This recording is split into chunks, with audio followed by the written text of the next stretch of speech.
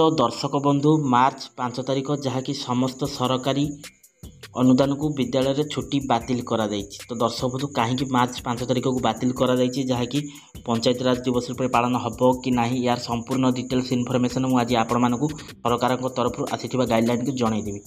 तो ता पूर्व आपण मानकु अनुरोध दयाकोरी वीडियो को शेष पर्यंत देखंतु। आ जदि एबे ही प्रथम थर पई वीडियो को देखुछंती ताले वीडियो को गोटे लाइक कर दियंतु। आउ ता संगे संगे मनोरंजन मंडल चैनल को एबे ही सब्सक्राइब करी पाखे आसुवा घंटी बटन को ऑल दबाइ दियंतु।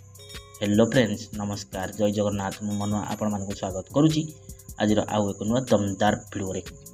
तो दर्शक बंधु जहाँकि सूचना आसी आपण माने देखि पारुथिबे मार्च 5 तारिख जहाँकि सरकारी विद्यालय प्राप्त जहाँकि समस्त अनुदान को छुट्टी बातिल करा जाइछि।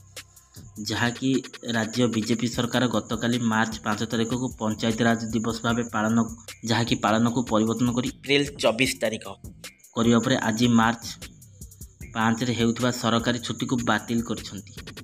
विद्यालय और गणशिक्षा विभाग पक्षर विज्ञप्ति यह स्पष्ट करा जारी करा जाइछि। गतकाली जदिओ राज्य सरकार मार्च 5 रे पंचायत राज दिवस पालन संपर्कित 2020 मसीहार विज्ञप्ति को फेराई नहीं किंतु सेदिन छुट्टी हेबो कि नहीं ए नहीं संचय लगी रही है। सबू कल्पना जल्पनार अंट घटाई जहाँकि विद्यालय और गणशिक्षा विभाग आसंता काली अर्थात मार्च 5 तारिख राज्यर समस्त सरकारी अनुदान प्राप्त विद्यालय खोला रखा निर्देश देइछंती।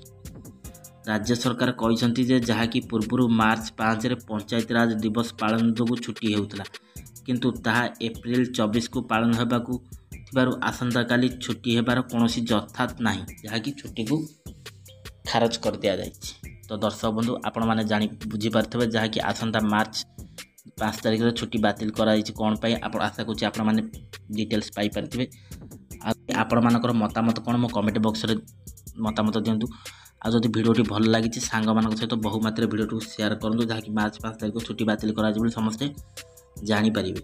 आ जदि वीडियोटी भल लागिछि बे वीडियो गोटे लाइक कर दुन ता सहित मनोरंजन मंडल चैनल को एबे सब्सक्राइब करी पाखे आसुवा घंटी बटन को ऑल दबाइ। तो दर्शक बंधु आशा करछि आज वीडियोटी आपण मानकु फुलफिल हेतबो।